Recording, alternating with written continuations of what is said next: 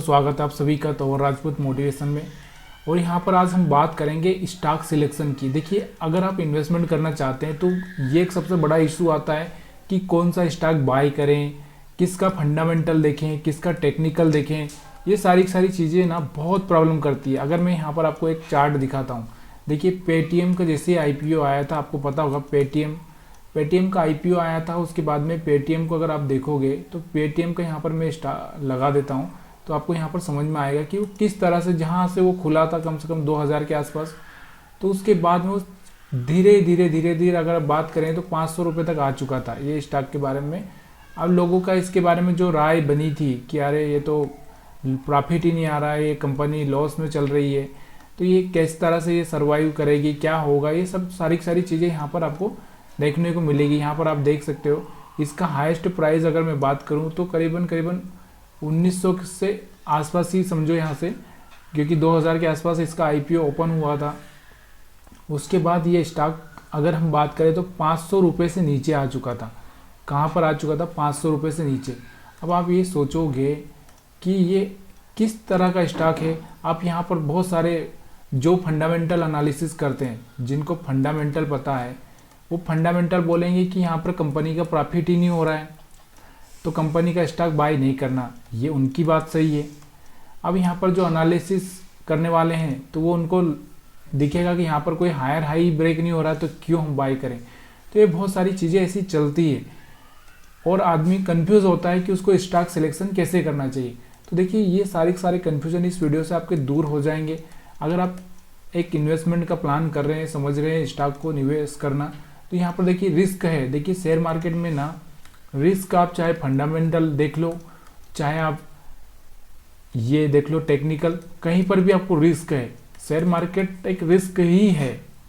हाँ, इसमें रिस्क को कम किया जा सकता है थोड़ा सा। अपने आप को एक तरह से, मतलब कहने का मतलब ये है कि एक चीज़ होती है यहाँ पर प्रोबेबिलिटी का गेम, कि वो क्या होता है कि मान लो कि मैं 10 रुपये का लॉस ले सकता हूँ तो मैं टारगेट लगा सकता हूँ 20 रुपये का प्रॉफिट का।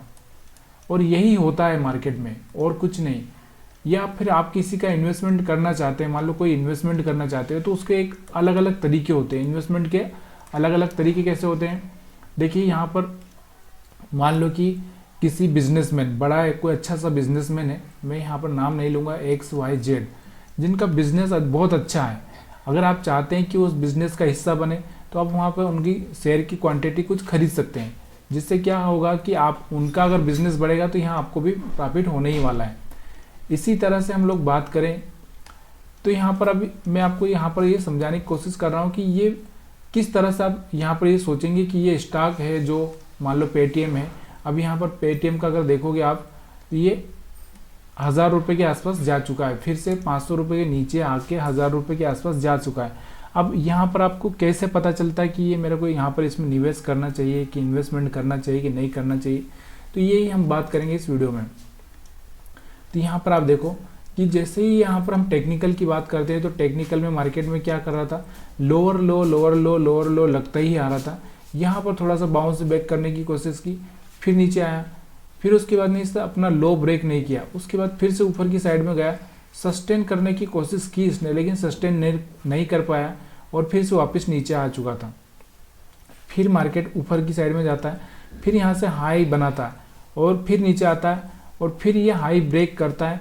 इसके बाद देखो मार्केट में बार यहाँ से एक अच्छा सा मोमेंटम यहाँ से आपको देखने को मिला होगा। यहाँ से आया, फिर टेस्ट किया, फिर ऊपर की साइड में गया, यानी कि 750 के बाद से इसमें एक अच्छा सा बाइंग अपॉर्चुनिटी बना है।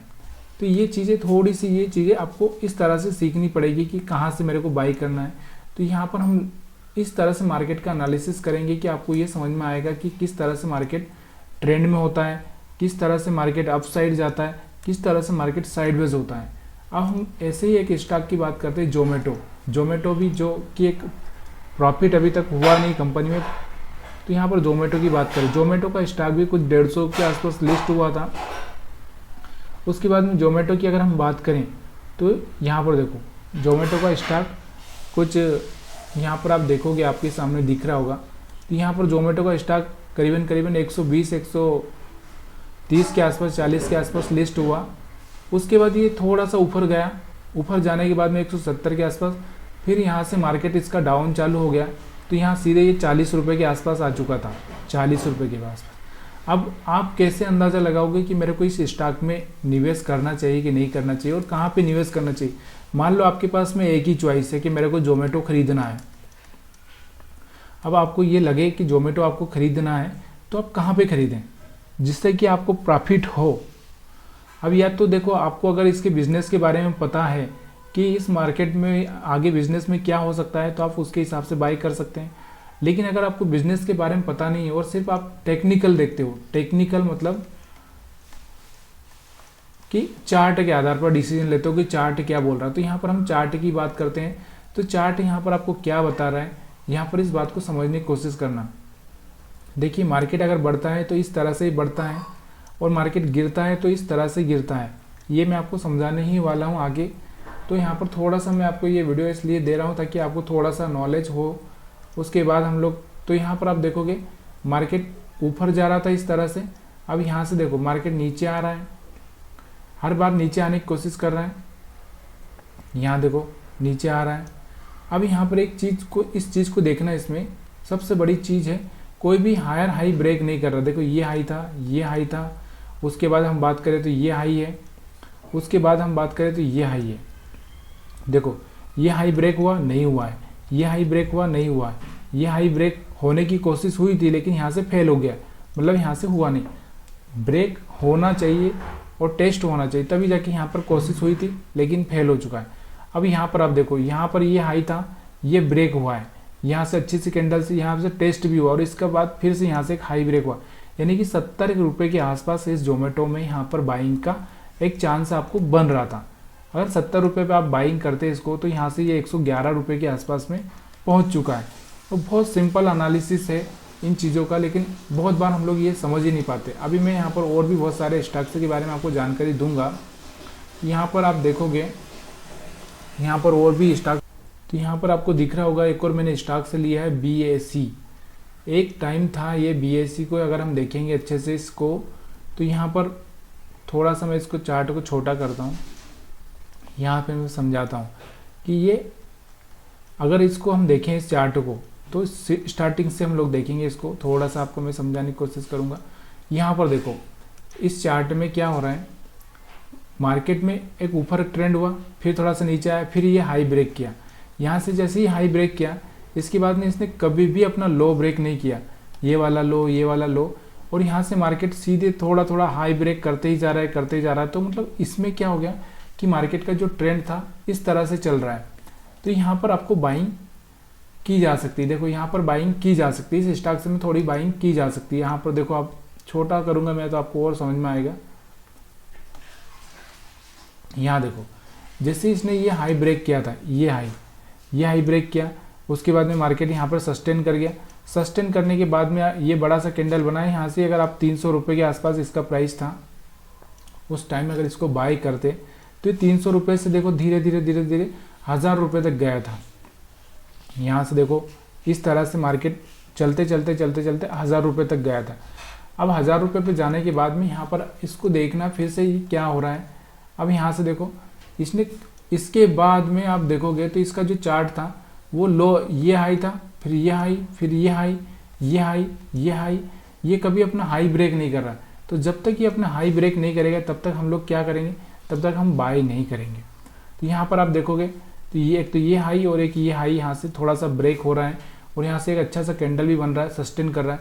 तो फिर से इसमें 750 750 के पास से एक मूवमेंट आया, तो आज ये स्टॉक 1750 के आसपास चल रहा है।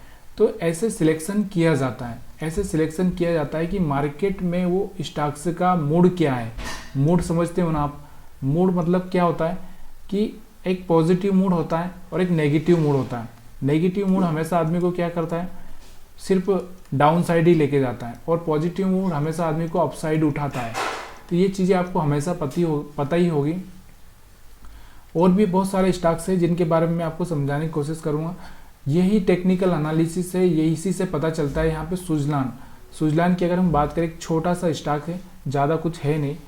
तो यहाँ पर आप देखोगे सुजलान की अगर हम बात करते हैं तो सुजलान का चार्ट देखोगे, यहाँ हाई था, ये हाई था, ये हाई था और ये हाई था। तो यहाँ से ये हाई ब्रेक होने की कोशिश की थी, लेकिन यहाँ से सस्टेन ही नहीं कर पाया। देखिए हाई सस्टेन करना बहुत ज़रूरी है, जब तक ये सस्टेन ना करे। उसके बाद देखो यहाँ से एक हाई ब्रेक हुआ इसका, यहाँ से हाई ब्रेक होने के बाद में वापस मार्केट में यहाँ पर सस्टेन हो गया मतलब 2 3 4 कैंडल बन चुकी है और यहाँ से फिर अप साइड में जा चुका है, इस कैंडल का भी हाई ब्रेक कर चुका है। तो यहाँ से 15 रुपये के आसपास में यहाँ पर आप बाइंग कर सकते थे। तो आज यही स्टॉक 15 रुपये से सीधे 33 के आसपास में चल रहा है। तो यहाँ से डबल हो गया है, यहाँ से डबल से भी ज़्यादा इसमें आपको प्रॉफिट देखने को मिल रहा है। उसके बाद में और भी अगर हम बात करें, और बहुत सारे ऐसे स्टॉक्स हैं जिनके बारे में आपको समझाना चाहता हूँ। तो यही चीज़ें होती है सीखने के लिए। और यहाँ पर अगर हम लोग MCX लें या फिर मान लो MCX ले लेते हैं, हम लोग MCX देखते हैं। देखो यहाँ पर MCX का चार्ट लगाए थे मैंने। देखो यहाँ पर इसका जो ट्रेंड चल रहा था डाउन साइड ही चल रहा था, अभी तक डाउन डाउन डाउन। अब यहाँ से थोड़ी सी कोशिश कर रहा था ये ऊपर जाने की, और यहाँ से सस्टेन भी हुआ, लेकिन ज़्यादा कुछ खास कर नहीं पाया। फिर से वापस से ये डाउन साइड चालू हो गया, फिर यहाँ से, तो यहाँ से फिर ये वाला इसका हाई था। पहले ये हाई ब्रेक किया था इसने, आपने यहाँ से बाइंग की होगी, लेकिन यहाँ से फेल हो गया, यानी कि यहाँ से आपको प्रॉफिट नहीं हुआ। फिर यहाँ से आपने फिर से यहाँ से ये हाई ब्रेक हुआ होगा, तो यहाँ से आप बाई कर सकते थे। और यहाँ पर देखो ये सस्टेन करने की कोशिश कर रहा है, और यहाँ से जैसे ये कैंडल बनाता है 1750 के बाद, तो ये सीधे 2300-2400 रुपये के आसपास पहुँच जाता है।